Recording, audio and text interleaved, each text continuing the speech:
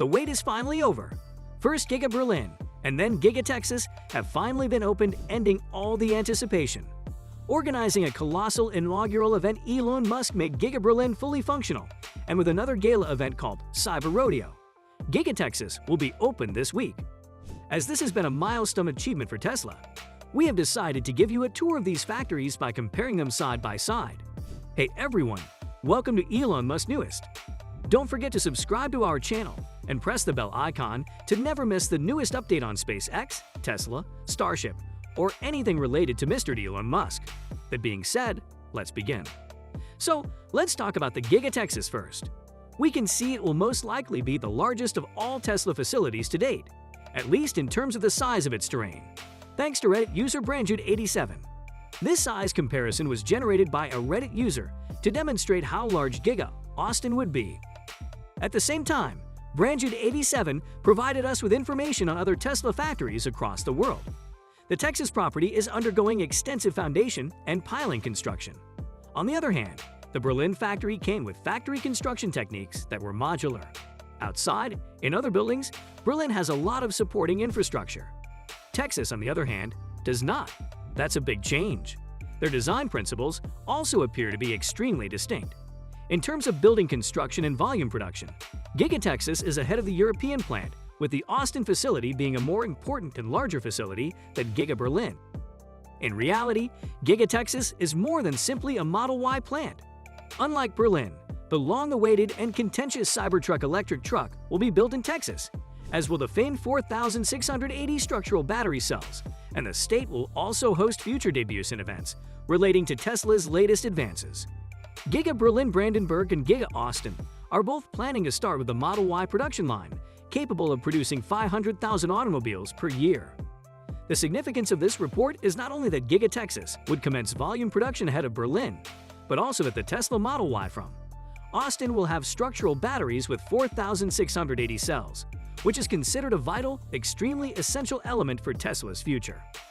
A vehicle will be produced every 4 to 5 seconds on the Berlin-Brandenburg line.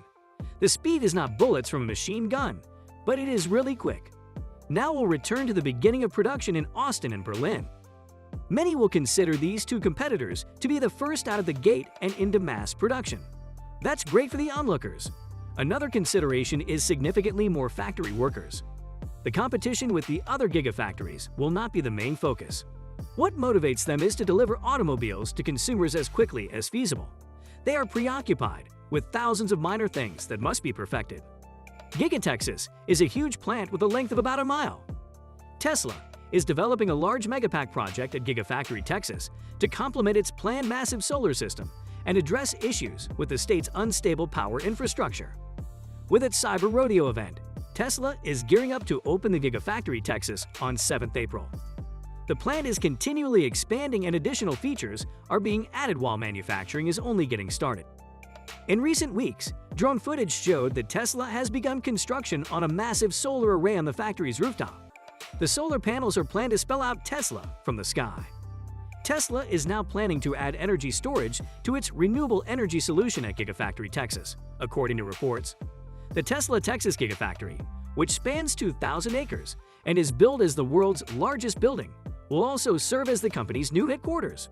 This factory will serve as a basis for both domestic and export demand in the United States. Evidently, the company's production capabilities will significantly improve once the capability is fully operational. Gigafactory Berlin occupies much less area than the Texas factory. The factory, which is located just outside of Berlin, will eventually build 500,000 electric automobiles each year, as well as car batteries. While the plant is up and running, the facility's water use continues to be a concern. According to sources, the factory may exhaust the region's water supply during the first stage of the plant's construction and will require further extraction licenses to extend its capacity further in the future. These two massive factories of Tesla are very important to the company. While the Giga Berlin will operate the business in the European subcontinent, Gigatexas will act as a main facility of the company, as the headquarters of Tesla is also situated in Texas. Which factory did you like the most? What is your opinion about the future of these manufacturing plants? Let us know in the comments below.